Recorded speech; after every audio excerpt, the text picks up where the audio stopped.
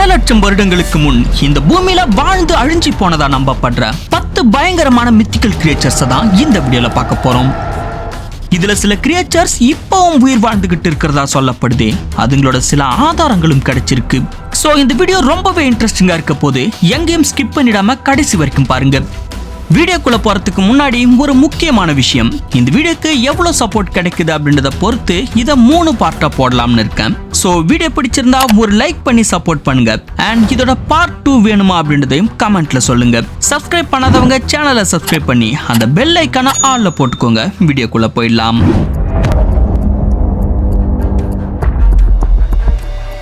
கிரேக்கன் mythical கிரியேச்சர்ஸ்லயே அதிகப்படியான மக்களால் உண்மையிலேயே வாழ்ந்ததா நம்பப்படுற, இன்னமும் ஆழ்கடல்ல வாழ்ந்துகிட்டு இருக்கலாம்னு நம்பப்படுற ஒரு மிகப்பெரிய சீ மான்ஸ்டர் தான் இந்த கிரேக்கன்.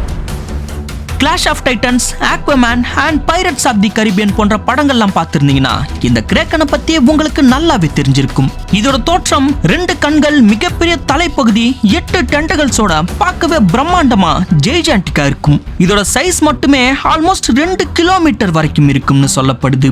இத மித்திக்கல் கிரியேச்சர்னு சொன்னாலும் இதுக்கு தனியா பவர்ஸ்லாம் எதுவும் கிடையாது.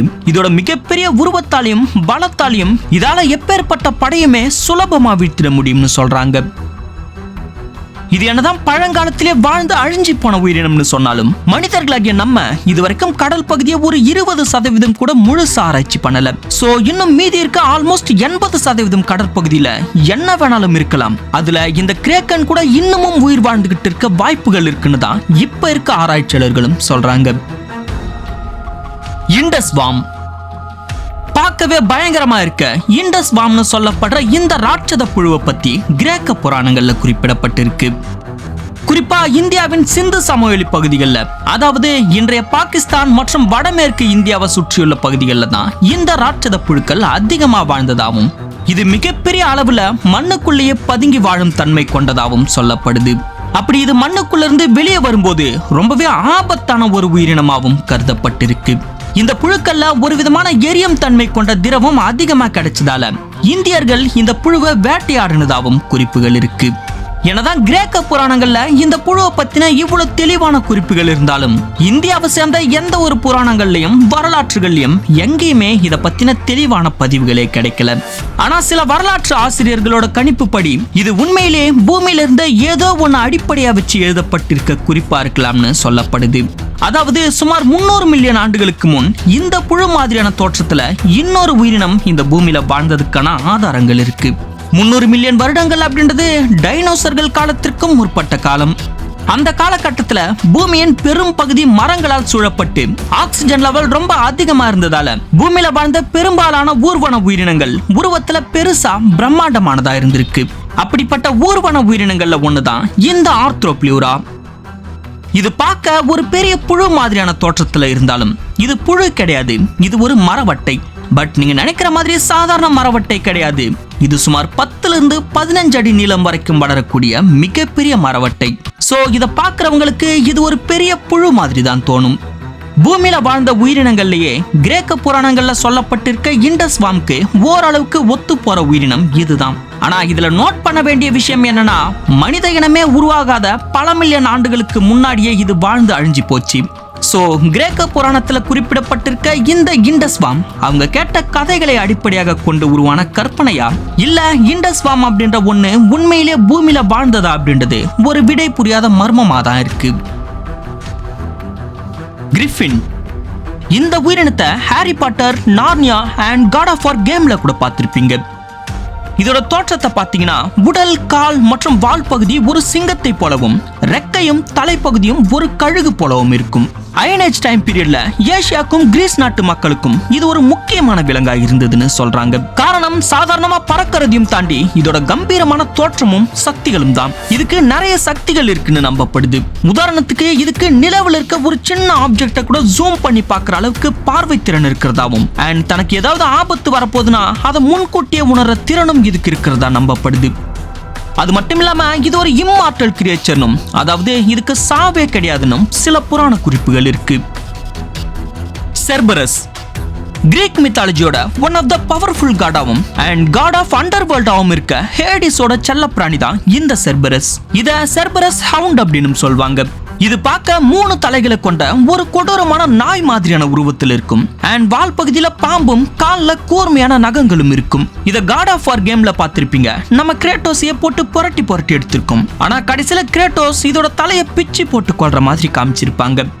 ஆனா மித்தாலஜில சொல்லியிருக்க குறிப்புகள் படி இப்படி நடக்க வாய்ப்பே இல்லை. பிகாஸ் இது மிகவும் பலம் வாய்ந்த கடவுளுக்கு நிகரான சக்திகள் கொண்டதுனும் அது மட்டும் இல்லாம இது ஒரு இம்மார்டல் கிரியேச்சர்னும் சொல்லப்பட்டிருக்கு. சோ இது கொல்றதுக்கு வாய்ப்புகள் மிக குறைவுதான்.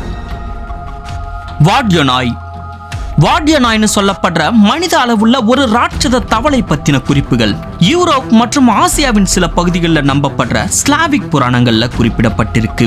ஸ்லாவிக் புராண குறிப்புகள் படி இந்த உயிரினம் ஆழமான ஏரிகள், நதிகள் போன்ற நீர்நிலைகள்ல மறைஞ்சு வாழுமாம். குளிர்காலங்கள்ல இது நீர்நிலைகள்ல இருந்து வெளியே வரும்போது இதோட கண்கள்ல யாராவது சிக்குனா அவங்களுக்கு மரணம் நிச்சயம்னு சொல்லப்படுது. பிகாஸ் இது ஒரு சாதாரண தவளை மாதிரியான உயிரினம் கிடையாது. இதுக்கு நிறைய சக்திகள் இருக்கிறதாவும் நம்பப்படுது.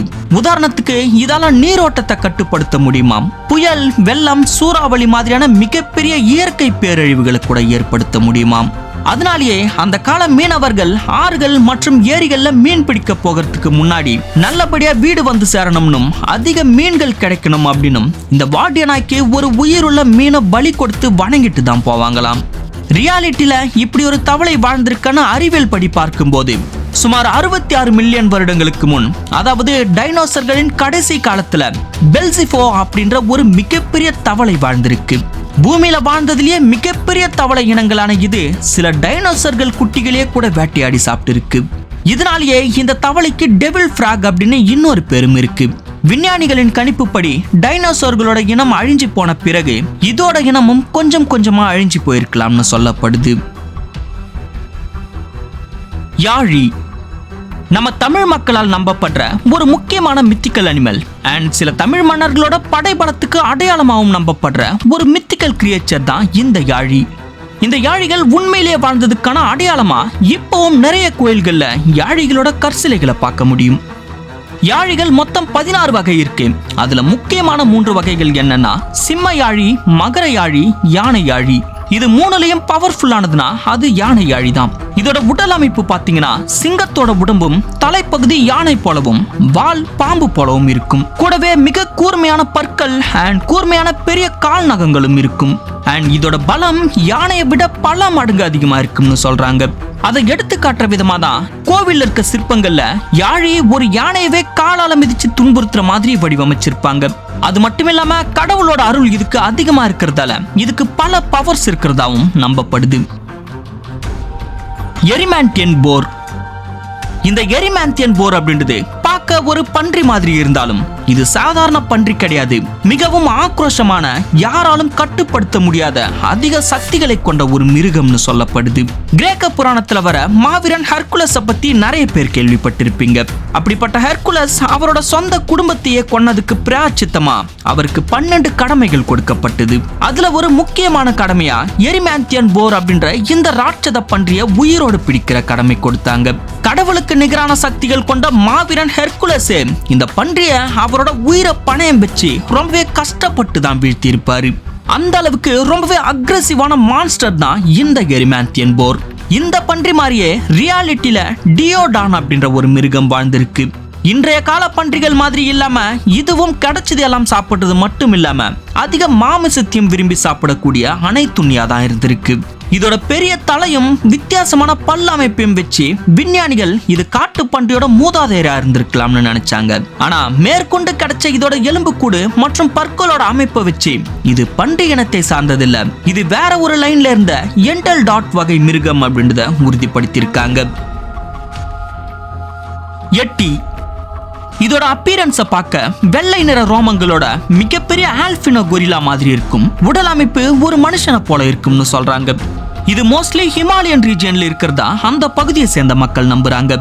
இத சாதாரண மக்கள் சொன்னா பரவாயில்ல, இந்திய ராணுவமே எட்டியோட கால் தடத்தை பார்த்ததா அவங்களோட அபிஷியல் ட்விட்டர் பேஜ்லயே போஸ்ட் பண்ணிருக்காங்க. அந்த சமயத்துல இது ஒரு மிகப்பெரிய பேசும் பொருளா இருந்தது. அதனால் வரைக்கும் எட்டி ஒரு மித்திக்கல் கிரியேச்சர் தான் நம்பிட்டு இருந்தவங்க மத்தியில உண்மையிலேயே இருக்குமோன்னு நம்பப்பட்டு ஹிமாலயஸோட பல பகுதிகளில் தேடப்பட்டது.